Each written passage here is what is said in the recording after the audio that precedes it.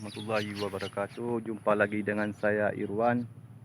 Pagi ini saya dapat telepon dari warga bahwa padi warga terendam banjir akibat deras hujan semalam enggak berhenti-berhenti. Jadi saya langsung terjun ke lapangan. Ini dia penampakan padi warga yang terendam banjir.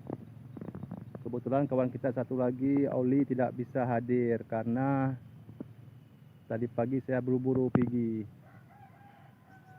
Tapi nggak apa-apa, yang penting channel kami tetap eksis terus. Ikutin terus sejak kami cerita kami.